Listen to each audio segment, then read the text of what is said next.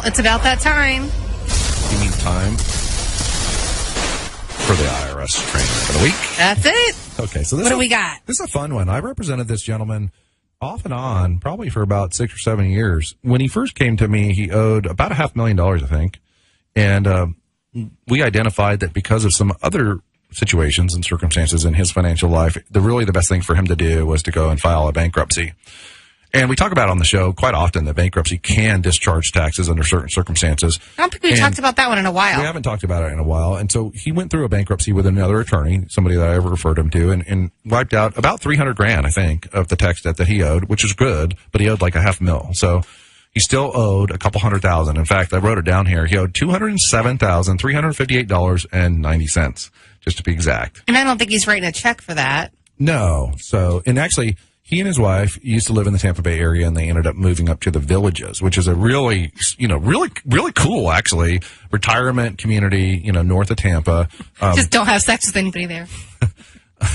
Sorry, I had to do it. Yeah, thanks for putting that in my show. That's just out there floating around now. But anyway, Google it. Just Google it. Yeah, Google it. The Villages is really kind of a cool place, and they moved up there. And the wife, in this case, was not liable for the taxes. It was only the husband. And so what we ultimately did is we filed an offer in compromise, which is it's a program that the IRS has where you can settle for less.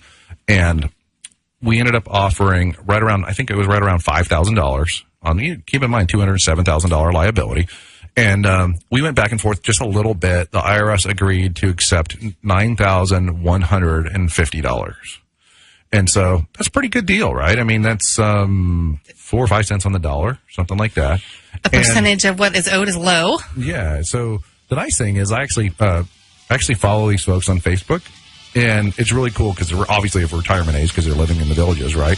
And so it's really neat. I get to vicariously enjoy their retirement with them. They go on cruises and they're living, they're living the normal sort of well-adjusted retirement life, which would not positively have been possible if he still owed $207,000 to the IRS.